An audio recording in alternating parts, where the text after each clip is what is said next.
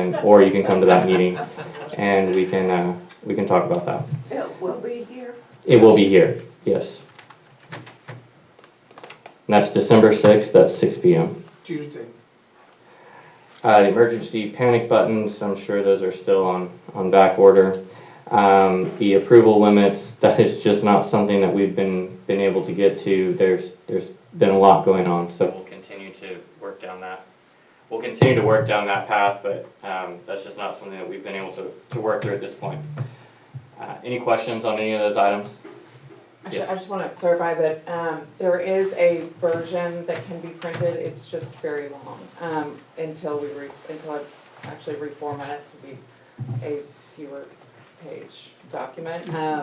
So I can get that to you as soon as today. But for public distribution of the actual printed hard copy, I'm just going to reformat a little bit so it's a little bit easier to print.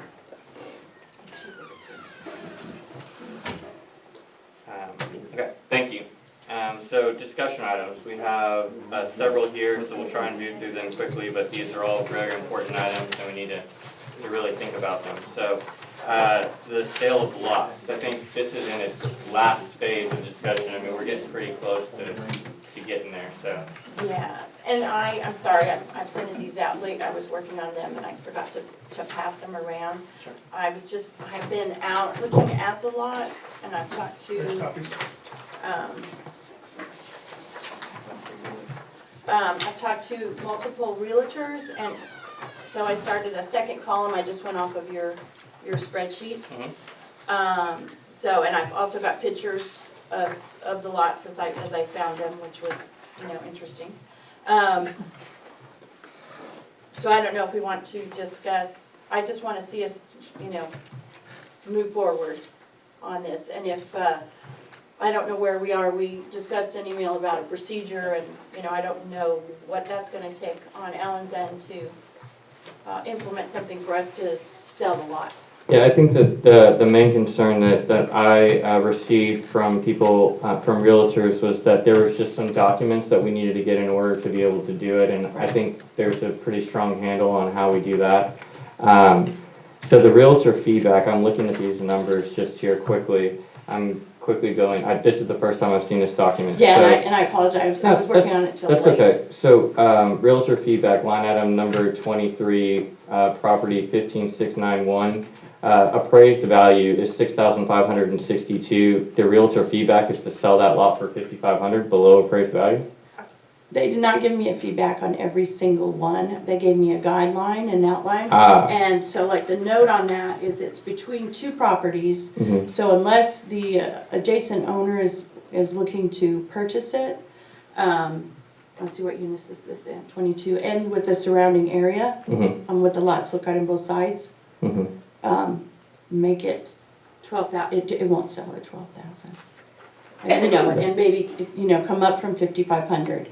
I'm just, like I said, I'm going around and looking at them because we can't just take it as it's in this unit and it's. Sure. No, that's fair. I just, as a marketing strategy, I think I would like to start higher rather than lower, and then work back, from, if we don't see progress, then we back it off. I mean, we're not going to go up and then say, well, wait a second, you guys are buying them now, hold off. We're going up. Supply and demand, that's how that works, It's Yeah, supply and demand works the other way. If you start selling a lot, then you raise the price. I mean, So- I'm not saying give it away, but if we start out as high as 12,000 on some of these, they're not gonna sell. What did you pay for your lot? I can't reveal that. Between what and what? And it depends on the I'm unit. sorry, that was I thought that it location. was that was public knowledge. Never mind. I don't want anybody to get freaked out. I mean, the lots are they're going to come. I mean, you start out and then you work your way down, and so I'm fine with the realtor feedback, and obviously, my first shot at going to these was very quick and much the same, right? I mean, I blanketed a lot of them as far as, okay, this is the number, this is what the appraised value was, and then brought them down. So I don't know that. 23 is the only one right here seems to be off, because the rest are appraised at a lower amount, and their feedback is for a higher price. At first glance, 24, yes. 25, 26. So what would be the pricing line 35 through 78 or 76? is that 27? That's what I'm still working on, if you're Oh, talking about the okay. second one. Yeah, I'm looking Yeah, for your 'cause some of column. them, yeah, so some of them are, there's multiple lots together, so you can go higher, and then we can work on a deal if they buy multiple. Some of the lots are really small, some of them, may be in a good location, but if you can only fit, a trailer in there, then, those are all the factors. What was the total valuation of the property still owned by the fort in this scenario? Well, I'm not finished, so I don't have a total. Right here's a number, I don't know if On that the appraised value? That's the number for the first shot was $864,000. So we have a finite resource of developed lots. 288,000. That's the appraised value. The appraised value. Right. The appraised value of the remaining lots on the fort is $288,600. That's the appraised value. When looking at the realtor feedback, we're still working through that. The initial indication, which obviously was very quick and just a starting point, was $864,000. If you remove 10% of that, if you lower each of those prices by 10%, it would be $777,000. If you lowered it by 25%, it would be $648,000. If you lowered it by 50%, obviously it would be $432,000. So I think, with this being the final grouping, 80-ish sets of lots, we don't want to give it away. I mean, this is our last way to raise a significant amount of money, and the highest, that it looks like would be somewhere around, just under $900,000. So I guess we need to determine how are we going to put these lots to market, and, in our, I guess in our charge to Mr. Peterson, we've asked him to, look at revenue and figure out how to do that.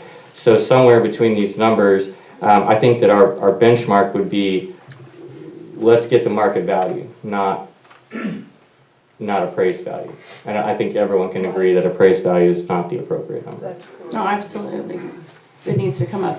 But we also, there's two considerations. We can look at it as $800,000 that we could just stick in our pocket if we could sell every single one at that price. Or, our main goal is to sell the lots for the community, for more members, so that we have the ongoing revenue of their membership and their assessment membership and their house membership. I totally understand that. The difference is this.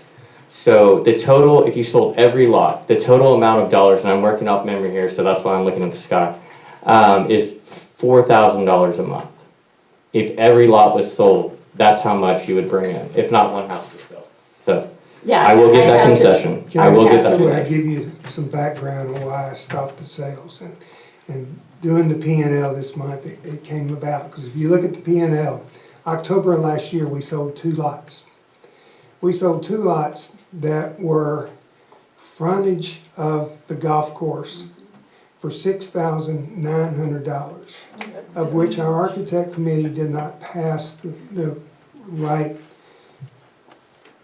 building specs for this house.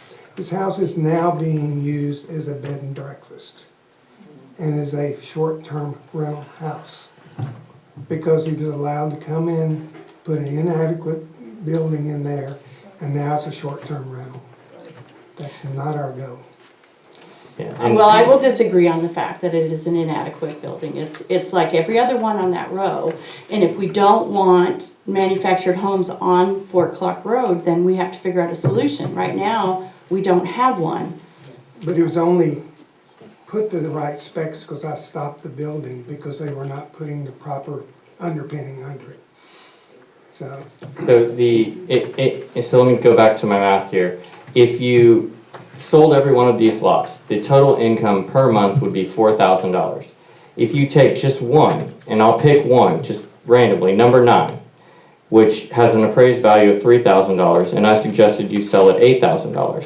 If you sold it at a discount, which would be $25,000, that one lot would make up the difference, 75% of the difference if you sold every lot for the membership that you would bring in. So being strategic, we can quickly make up not selling the lots and gaining the continuous revenue by strategically pricing these and then starting the continuous revenue.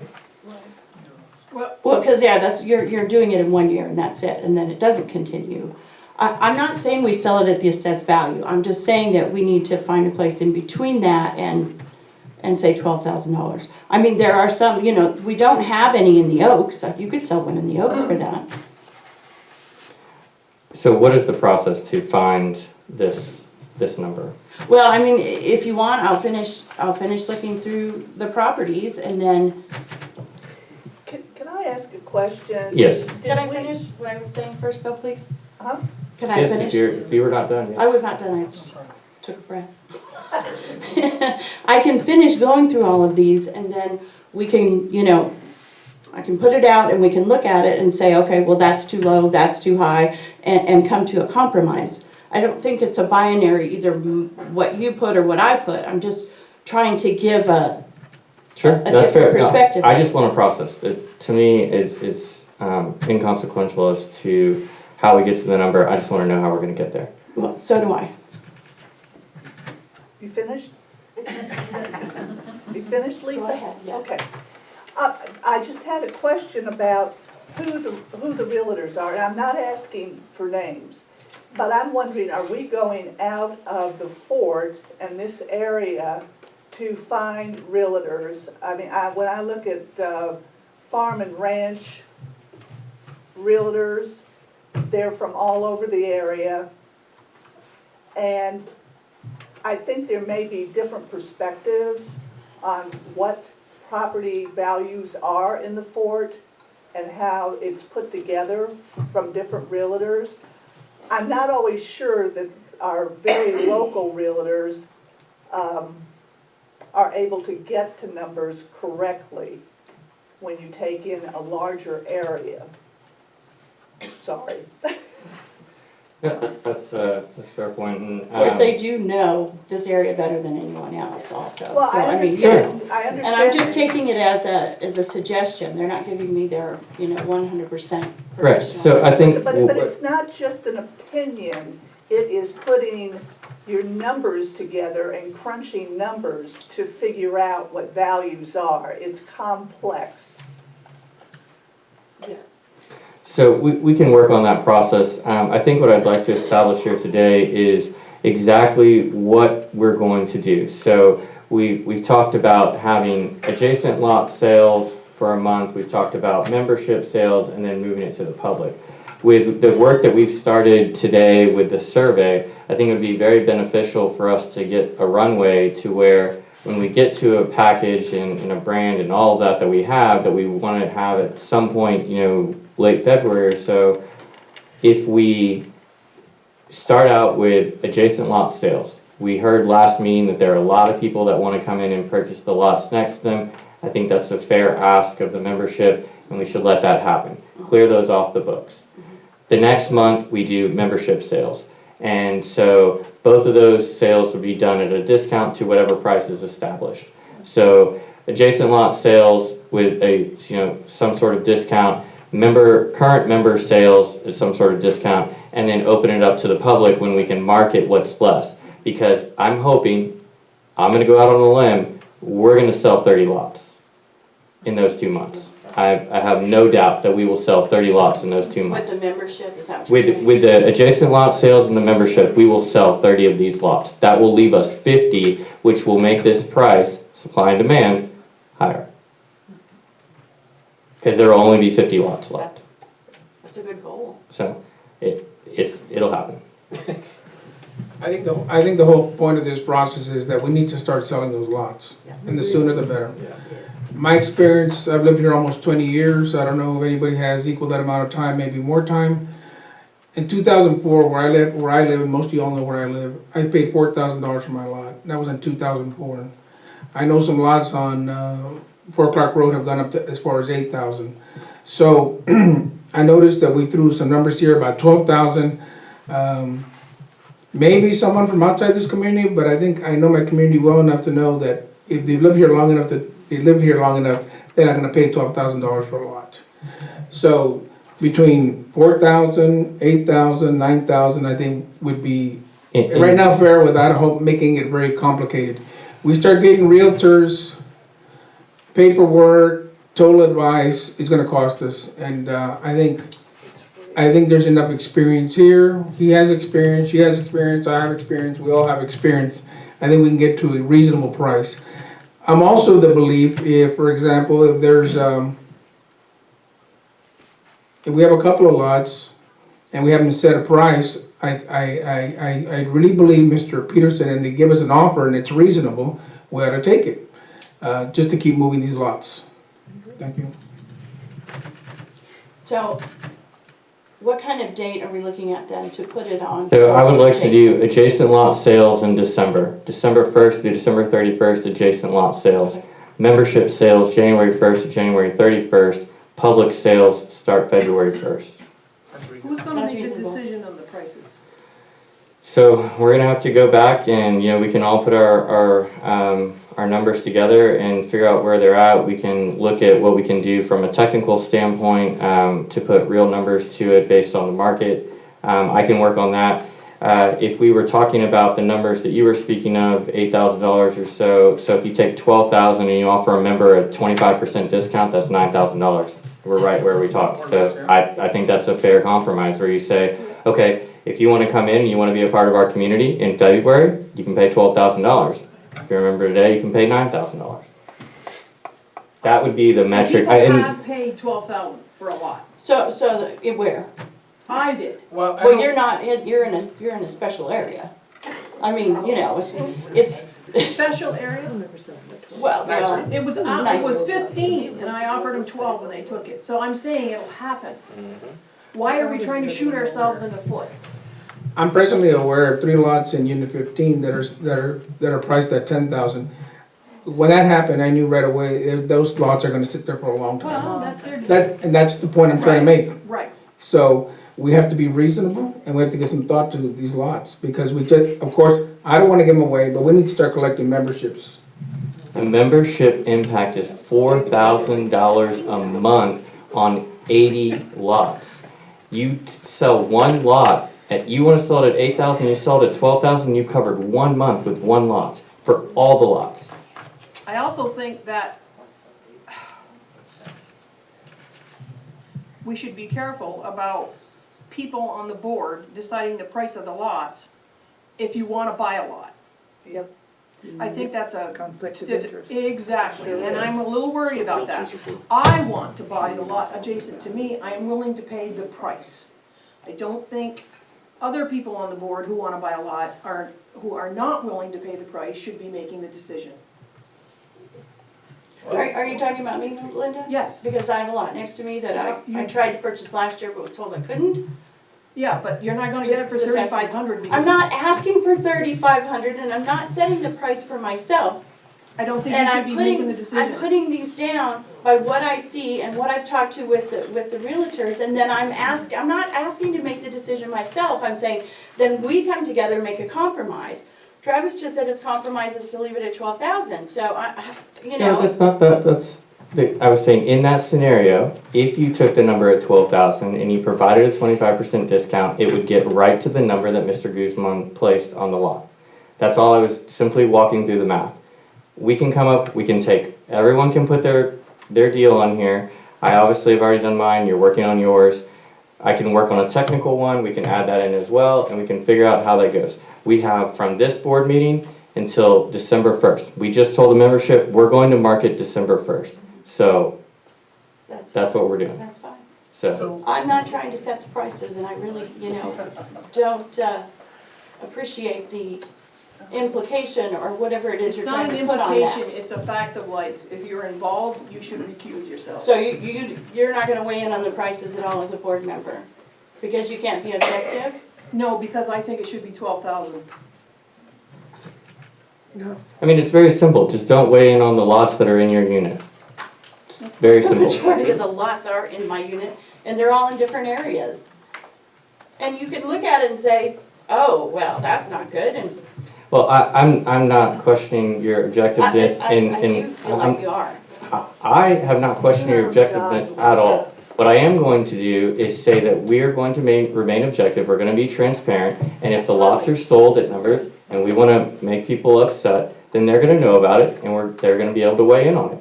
So, that's what we'll do.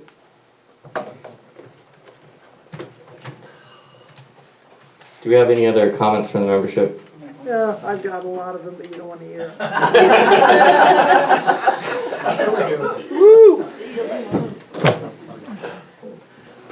Okay, I think everybody can hear me out of a big voice.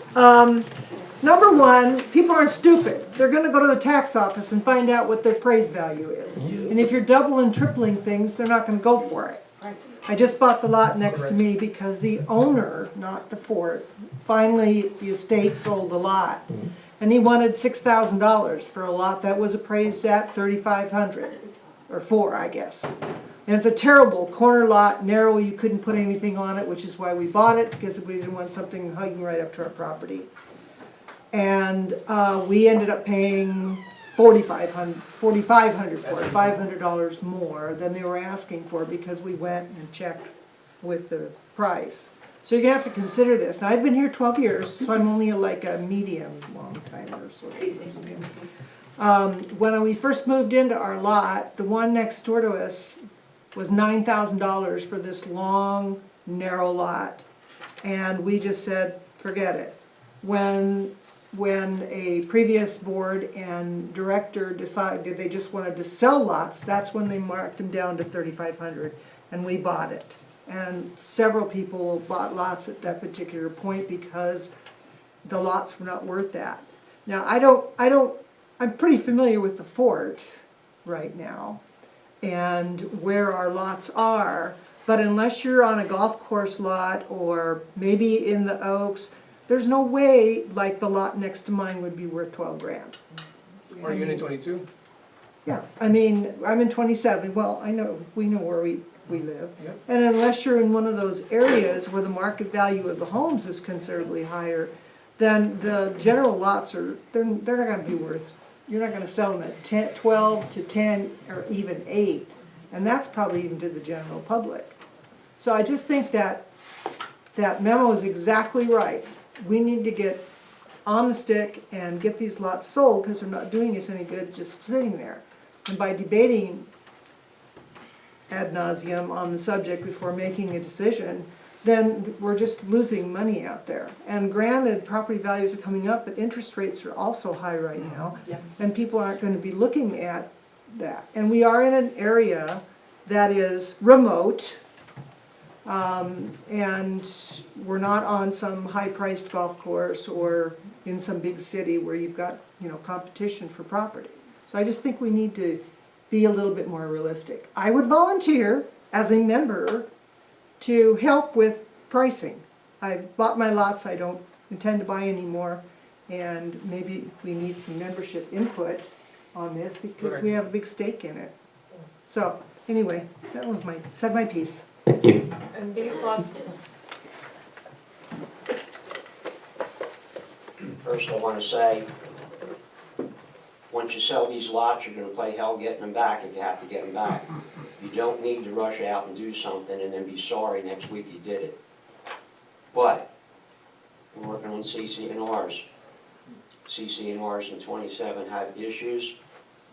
We need to be building stick houses on the golf course, limiting the number of trailers and double wides that are going in, maybe in the rest of that unit. And maybe look at a resolution to make sure that we get stick built if you are going to sell them. Right now, if somebody buys that lot, they could put, we've discussed what's out there. Thank you. Yes, ma'am. Charlene Simmons. I've been here 28 years. And I love this place, as everybody knows. And I think you should go by each individual lot. Because if it's a little skinny lot, you're not gonna get $12,000 for it. So I think you should price them each individually by size. Measure and figure out what size they are, and then do so accordingly, charge accordingly. I think that's the fair way to do it, instead of saying 12,000 for all of them, for each one. Thank you. That, because also, the sales price of the lots, and I'm not familiar with the lots specifically, but, would affect, like you mentioned, there are lots already on the market. So if these lots are sold, that's gonna affect the market value of other lots that members are selling. And so maybe that's what. Size and location. Yeah, that's what I was gonna say, the location of the lots is the big key about what the value is. And size. And size. Right, you're absolutely right. Okay, so December, January, membership sales, adjacent lot sales in December, membership sales in January, and we will work to get these values worked out before December 1st. Fair enough? Will they be posted? Yes. Where? We can post them we can have a hard copy in the office. We can send out a link with are we able to send out through Constant Contact an Excel sheet? Or a PDF? Okay, PDF. We'll get a PDF out on Constant Contact or through Constant Contact on the dispatch. And we'll be very clear as to, okay, the membership discount or, adjacent lot membership discount is this, and so that it's very clear as to what we do. Will we be ready by December 1st in the office? I guess that's a pretty big piece. I mean, we decided. Okay, that's good. Good to know. Okay. Not going as fast as I'd hoped, but that's good. We're having good discussion. So, Dickman Hall. There was a question raised during last executive session about the heating unit, the fireplace inspection, pros and cons of fixing to work through different configurations at Dickman Hall. Over the course of the month, I know that there's been several interactions with vendors to figure out what the recommendations should be. Do we have something that we can discuss intelligently at this point? We should have them there. Yeah. And this is just from our one vendor, because I had one that said he was too busy to come in, and the other one never returned my call. And Javier's the one we've been using with all of our equipment anyway, so it's always pretty much fair thing. We had discussed replacing the two HVAC systems in the bar. After looking at them, they only, and then opening up the area outside where the fireplace is and building a fake wall there. That will not work because those systems do not heat and cool out in that dining area. They're only strictly for the bar. One of those systems works, one of them has never worked since I've been here. Now, the one that handles the dining area is a 5-ton split system that you also have to quote for that. Now, that will give us the ability to basically heat and cool the dining area on the entrance. Our options are to do a long wall across and just wall off where the dining area, where the fireplace area is from the tile in, or either put in and we'll have to do a double French door there anyway for a fire exit, or either put a door going into the dining room, which is on the east side, and walling off that, and then basically giving HVAC systems to that whole dining area. And that's what that system that was there was designed to do. It's a 5-ton unit. The other two and the others are 3-ton units. One of those is working. If we fix the one that's not working, that will provide enough for the rest of the year for the bar. If we wanna enlarge it, then we'll have to do the 5-ton unit. Now, if we cut it in half, then we're oversizing what's going on in that unit. If we leave that dining room area and keep it for the whole dining room area, then you have a big area that you can use for the bar, which probably would work the best for what we're trying to do. So you're looking at a 5-ton unit and a 3-ton unit. And you're So, gonna put a new wall inside? We would wall off from where, you know, that dining area that's on the east side, I would cut that off. Okay, where people dance during the last party? Right, I mean, that would be opening with a double French door that you can get to it. Okay. But since that original 5-ton unit was for that whole area, then that would solve that, and that would give you an area. Now, whether we wanna bring in the pool table from upstairs or put games in one of the rooms, that's a possibility.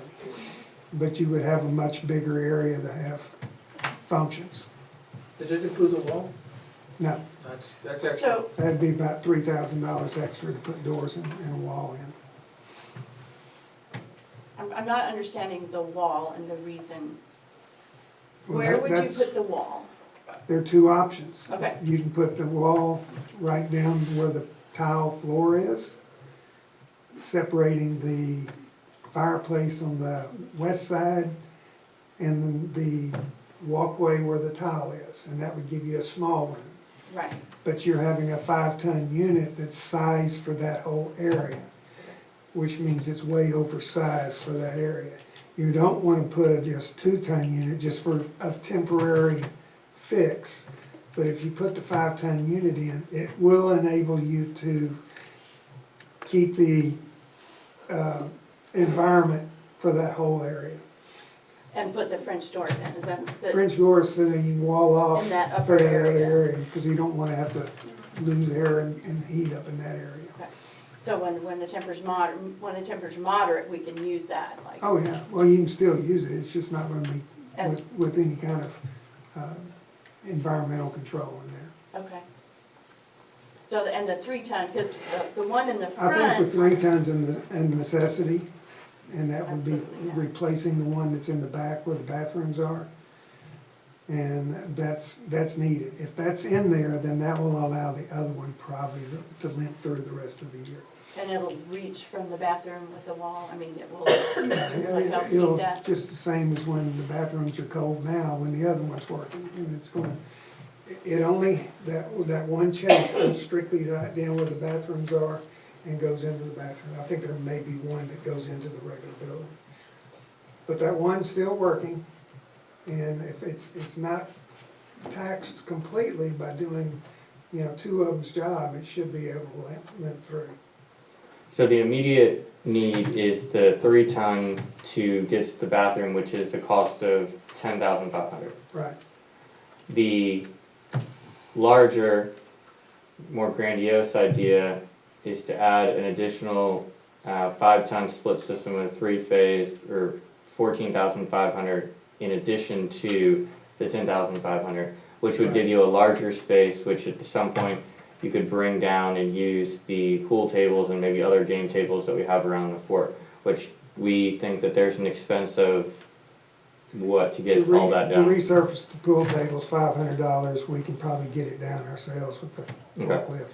Okay. So we're looking at, 35, okay, budget, yeah, so you're looking at $5,000 to get the full Yeah. area done. And then, so with 25,000 and 5,000, the ask would be 30,000 total. That would get you everything. Okay. Any other questions or Just- comments? I was just trying just to for outline the clarification, goal. in my mind, Absolutely. I know as you enter Dickman Hall and you turn right, there's that serving area in the corner, and then you go up a step. You're talking about blocking up where you go up a step on this side. Put in That's- French doors, That's a wall with French doors. Right. Okay.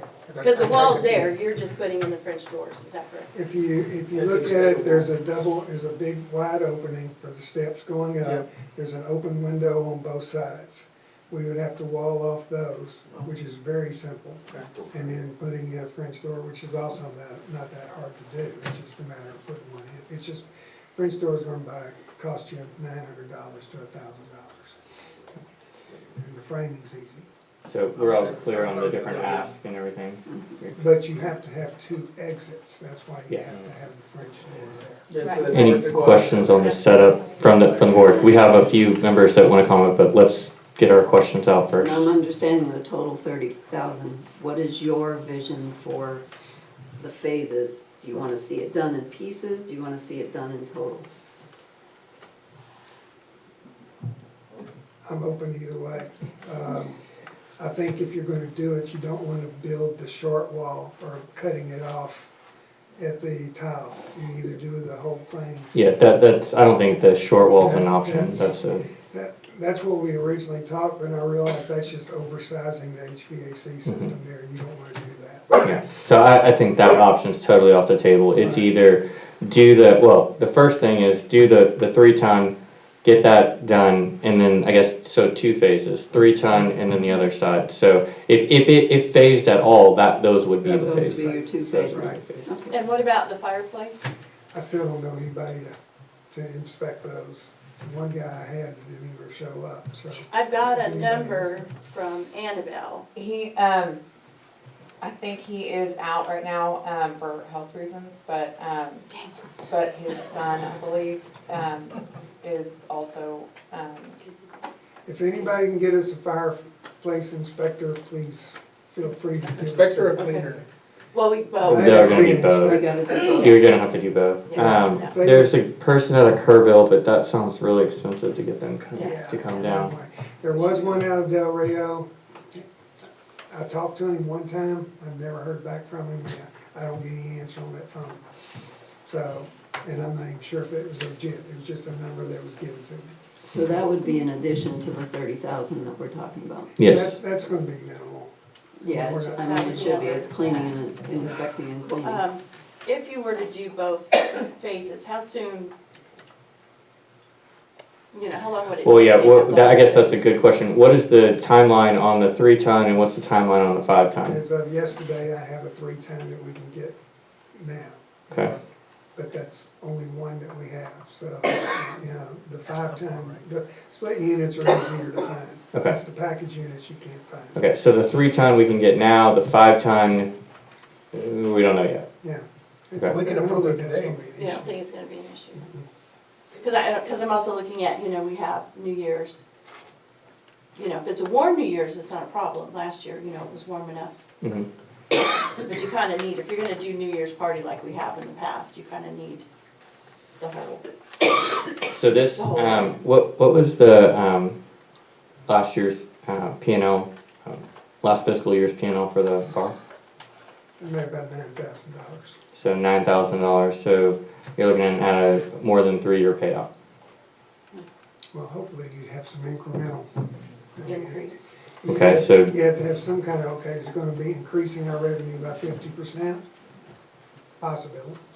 Okay, So you're looking at 2 or 3 year payoff, yeah. okay. What are your thoughts on that as an investment? I don't see, it's doing better than I expected it would, because I don't think we have the supporting population to really do a big bar. But it seems to be gathering speed, so I wouldn't have a problem making that, okay, let's try to take the next step and get that up and running, because it can be used.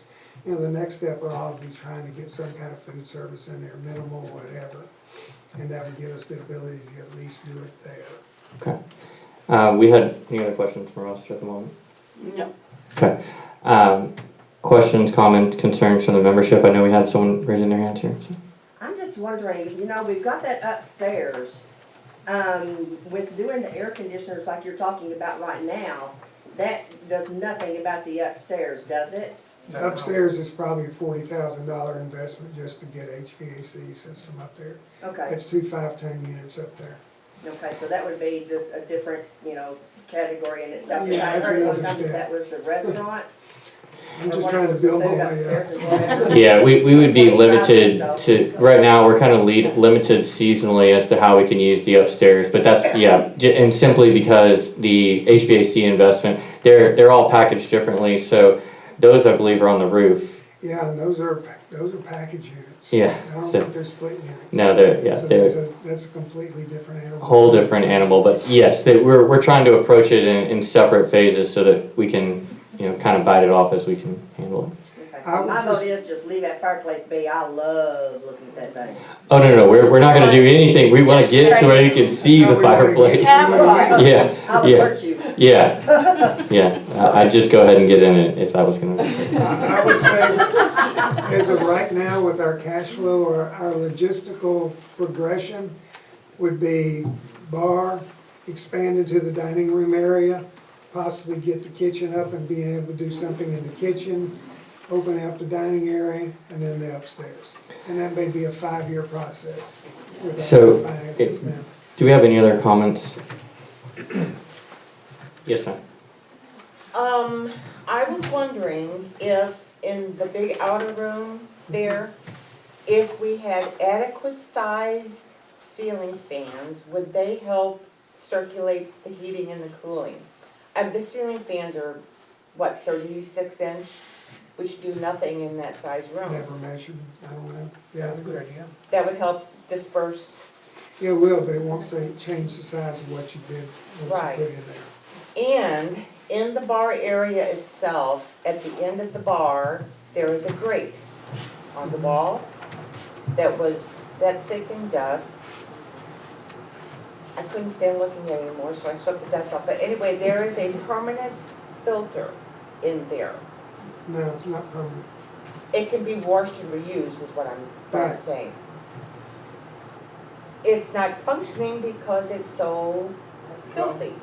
So If you need I'm not to, gonna get into an operations thing of why it's done that way.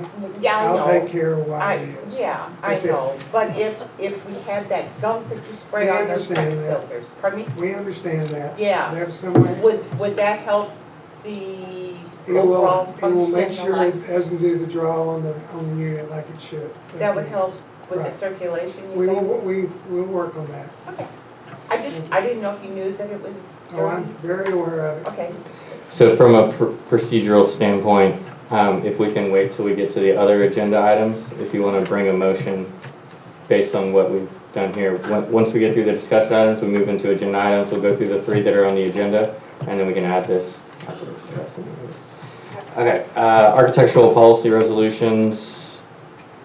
That was the ARC workshop, and so we just need to get dates out. Set a date. Set dates, and as we've all heard, we've got a lot of dates that are already set. So 6th, I've heard a ton of dates, so we need to look at the calendar and get with the architectural committee and figure out when we can all get together, because we're kind of, for this year, I think we're kind of done as far as dates. I would say push it to January. Yeah, can we start looking at dates for January? If y'all could bring us some that are good for y'all. Do you want to do it just tacked on to a Tuesday that y'all already have to be here? Does that make sense? Yeah. Okay. The meetings start at, Our meeting started for okay, generally run, an hour. okay. So let's look at something on a Tuesday. 5:30? Yeah, 5:30 or so. Tuesday, 5:30. So if everyone can check their calendars, if y'all check your calendars, make sure that you don't have something after that and let us know. And then we'll get with y'all and set something up. Thank you. Okay, the Eclipse 2024 contract event planner. So in our last meeting with the event planner, we discussed kind of the contract as it was put together. We discussed getting together a town hall, and we discussed getting references. So the reference information has come in, and that's been given to Mr. Peterson. To the one request of the event planner was that one person reach out. So since the person with the most professional experience is Mr. Peterson, if we have questions, we need to get those to him, and just let one person reach out to do that. So, does anyone have an issue with that? we're talking. Just ask, if you have a Yes. question you want me to ask them. Yeah. Food references. Does that work for everyone? Well, can we get a list of the references? The references have been given to Mr. Peterson. I have, Because I had requested to be emailed to the board. Well, they shouldn't be. Well, I mean, that's the thing is like, if, we have the references, we can get the reference information. The request was that only one person from the association reach out. So I don't know the necessary, like, I don't know why everyone would need that information. Well, the only reason I would like to see who they are, because I'm the one that asked when we had that meeting with them on the Zoom. A second part to that, we were supposed to get, I think you have it, but I don't know, or Ms. Ford has it, the issue with the review of the contract. We will be addressing that in executive session. Okay, thank you. So if we get the recommendations and we can, or the references, and we can have those conversations, is everyone okay with moving this contract? We set the town hall for December. You know, I proposed a date, but I did not hear back on anyone's availability for November. I never saw anything. Okay. So, town hall for December, we need to find a date and get that out to the membership so we can discuss this at length. But is everyone okay? After that, you know, we're gonna move the meeting up, or there's been a request to move the meeting up in December, so we can figure that part out. We probably will not have all the information by that meeting. So is everyone okay with doing an email vote after we've had weigh-in from the membership? Is that Yes. okay?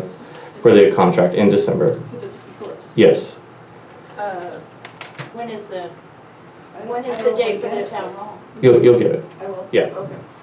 What's that? We need to find a date, like, today, Well, when we're in here. If it comes before the December, But we may not have the information back from the references. We're at their peril. I think that's a vital part to have. So I don't want to say we're going to have the information back from the references and then not have it. I don't know how comfortable I am with the email vote, I'm just saying. You're not comfortable with an email vote after we've had the town hall and have the reference information?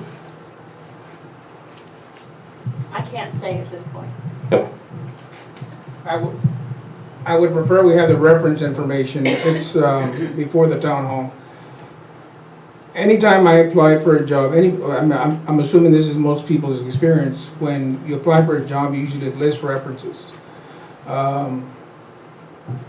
That reference information needs to be provided so that an educated, complete information decision can be made.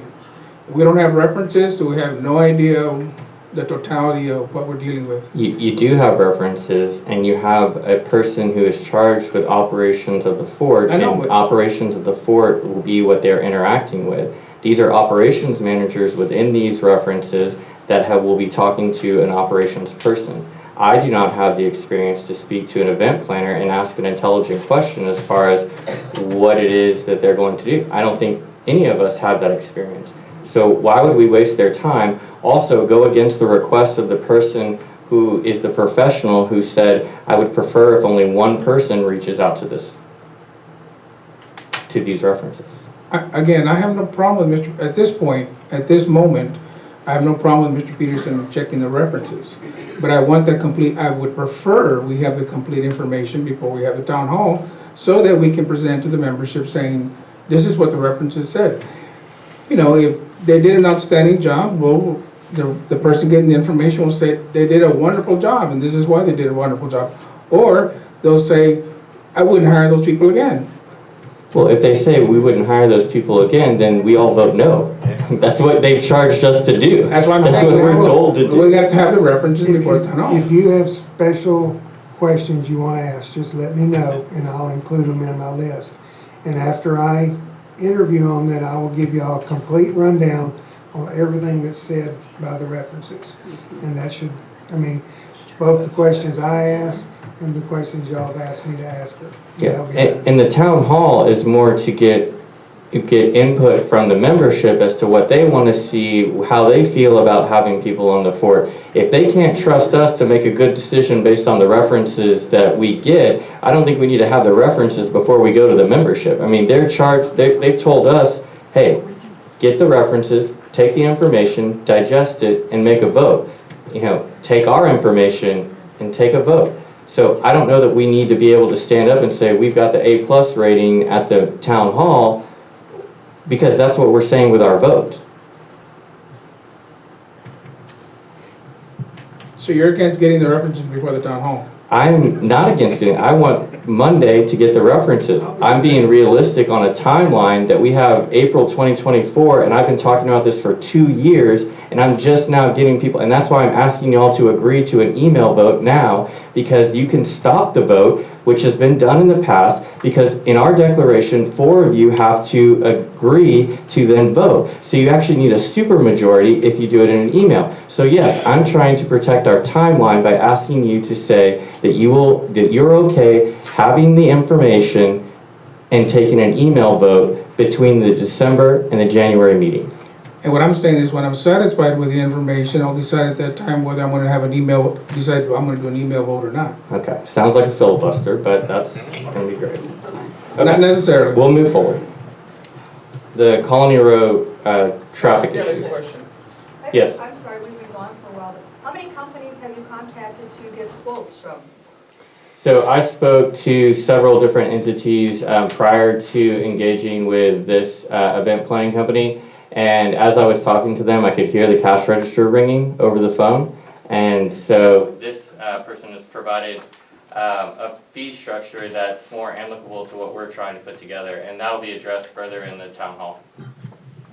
Okay, thank you. In reference to your question, this is the first time I've heard this, that you've spoken to references. I have never heard that there's ever been a reference made regarding these people. That's why when we had this Zoom about 3 weeks ago, I asked the person in charge, can you provide some references? And her response was, I need to get with my customers to see if I can give you that information. She was asking separate questions. She asked about, have you talked to other event planning companies, meaning did you go out for bid? Not have you talked to the references of the company that we are currently speaking with. Right, and thank you, but I only heard rumors of one, so that's why I'm inquiring. That's correct. Okay, thank you. And also, this event company has been approached by the city of Del Rio, so we kind of need to move fast. Okay, thanks. Looking at dates for town hall. Mhm. What about November 30th, 1st, or 2nd at 6 o'clock? So that people that work can come to it. The time is good. I'm not sure about the date. It's after Thanksgiving, it's before the craziness of December.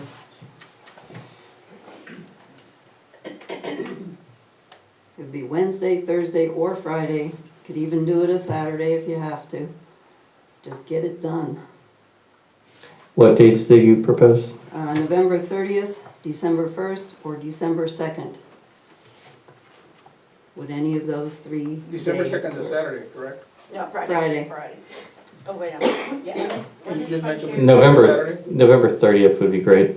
I think for me, November just November to, 30th, yeah. All right. There was Any a comment. membership have any? I'm sorry, I was looking down. There was a comment from the crowd. When is Frontier Christmas? December, The first weekend. December it's the 10th. second weekend this year, they Ten. had to move Oh, it okay. out.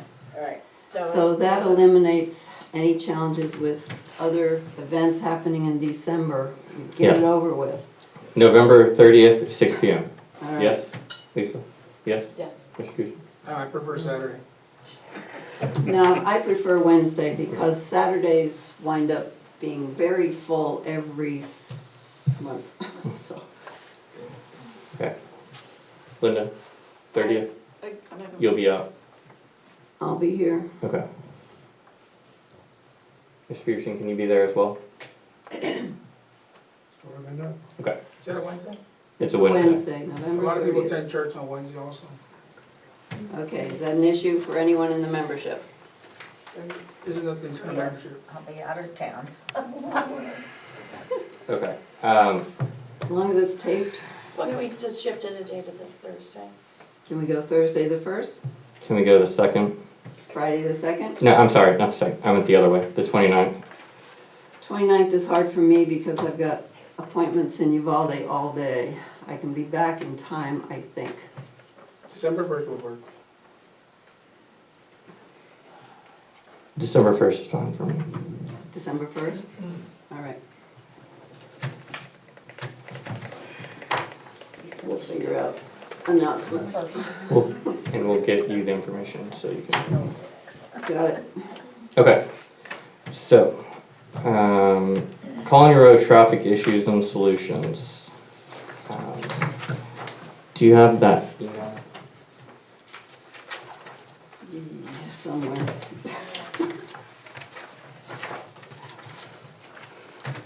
So this is labeled as Colony Road traffic issues and solutions because that was the letter that we received. That was like the specific reference to it, but I think this applies across the board. So there were some thoughtful statements in there, and I just wanted to get this out so we could start talking about it, and I'm sure there'll be continued talk about it as well. So as soon as we get the email pulled up, we'll read through that. I thought they had a copy of it. Traffic calming.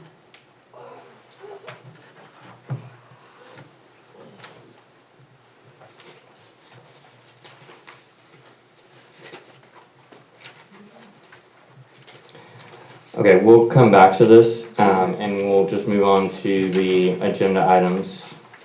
Mr. Bitter? So this is the item that was referenced during the preservation report. They've received several bids, so if you'll walk us through, I'll take it away. Okay, all right. I'm gonna preface this by saying that this is probably the most ambitious thing we've had to tackle with Preservation Committee. Normally our repair jobs are not of this stature and this extensive a situation. But what happened, I'll give you a little bit of history. The marquee on the front of the Post Theater as we know it today was built in the 70s. And it was done largely by volunteers. Now, they were pretty skilled volunteers, and they did a lot of things right, but they also made some bad decisions, and one of them was the roof design on the marquee. It had somewhat of a slope to it, but there was no place for the water to go once it reached where it was going. It was kind of trapped behind that 18-inch facade where all the lights are. So anyway, it created a situation that I don't know how many years it went, but we probably had water leaking through there for 30 years or longer through the inside of the marquee. Well, I didn't want to do it, but when I saw the sagging ceiling underneath the marquee, I said, we can't let this go any further. This has to be checked into. So we pulled the ceiling down, and sure enough, there's a lot of major problems in there. The wiring to all the lights, it's pretty extensive. Some of the wiring is cloth-covered Romex. Some of you people that might know, I ran into this when I was redoing a hunting cabin out there on my place. And it's, it's as long as it's intact, it's fine, but it's pretty old. It's in bad shape. And I've commented earlier that we could have had a fire there a long time ago, but we always turn all the power off when the theater's not being used, so we've sort of protected ourselves there to a certain extent. Anyway, there's a lot of rotten wood up in there, a ton of it. But basically, it's a situation where it has to be fixed. Now, I know these numbers are a little shocking to you, but as you've already heard earlier, we have about $32,000 in preservation. So the time to do this from a necessity standpoint and from a financial standpoint is right now. We have to do this, we have to get it fixed and get it fixed right. There's been all kind of, we talked this thing to death literally over several meetings here. And we could put less lights up there. There's 280 lights up there, by the way. All kinds of proposals have been discussed about trying to cut down on the expense from a lighting standpoint. But the problem is, to do this just requires more labor and more, we've discussed a situation where we put replace, these would be all new sockets and all new wiring and all new bulbs, everything. But it would be like a socket, skip two, and then put another one. Well, where you skip